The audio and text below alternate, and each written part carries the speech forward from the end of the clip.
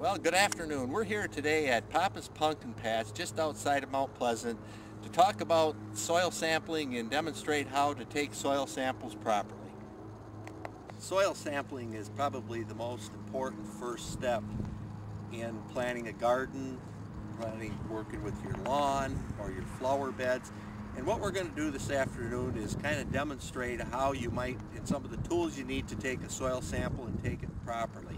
One of the things you want to remember about taking soil samples, it's garbage in and garbage out. So you really want to take good, accurate samples. So if you have a garden area such as this, you probably want to take 10 to 12, 10 to 15 different samples within that garden or within the lawn. If you're doing it for a field, you'd want to take samples, 15 to 20 samples in a 10-acre parcel. But we're talking about lawns and flower beds and gardens today. One of the things for your garden, you'll want to take the samples 6 to 8 inches deep. If you're taking them in the lawn, you want to be about 3 inches below your turf. So let's just show some of the tools that you have to use or can use. One of the things that you need is a bucket. We're going to need to take a bunch of those sub-samples and combine it to make a single sample. So we've got a plastic bucket. Always like to use plastic and stay away from metal because metal can skew your sample sometimes.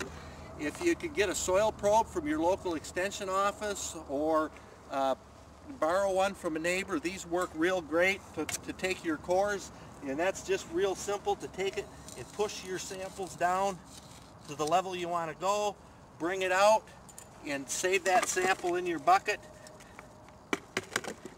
and then go and take some other probes. If you don't have a probe, what works really well is a shovel.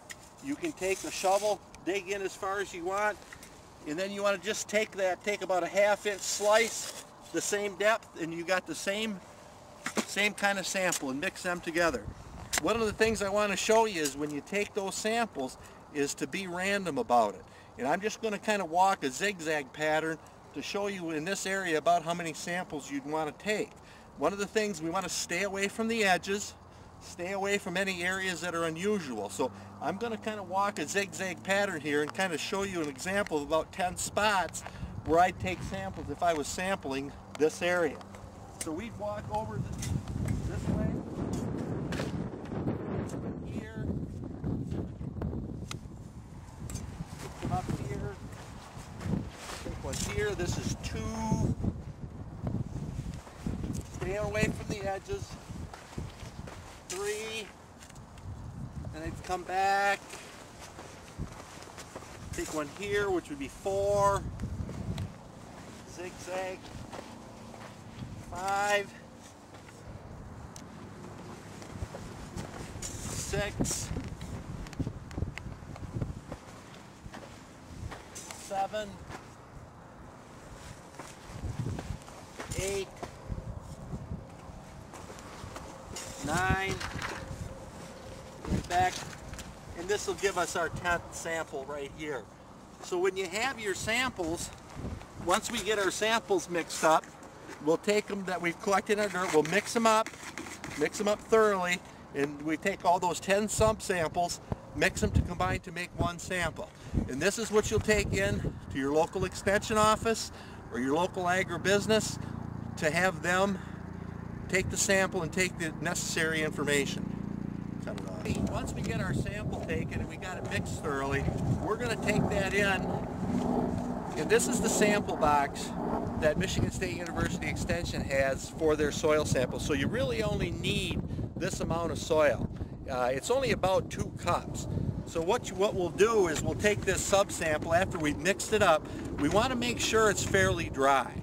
It doesn't have to be perfectly dry, but we'd like it to be air dried because it has to be transported in these boxes. Also, we're going to fill out one of our information sheets, and the information sheets are different. Some are specific for gardens, some are specific for lawns. This particular one is for field crops, or for particular crops. But what the information we're going to ask is what crops you're going to grow, what kind of yield you want, whether it's pounds or tons, but vegetables, fruit, and lawns, what type of species of grass you have, and then the soil lab will take that information you provide, and it will make the fertilizer recommendations based on the information you provide them. And once those samples, those results are back, and it usually takes 7 to 10 days, once those results are back, if you don't understand the test, there's individuals in extension offices, master gardeners, that will help you interpret those results.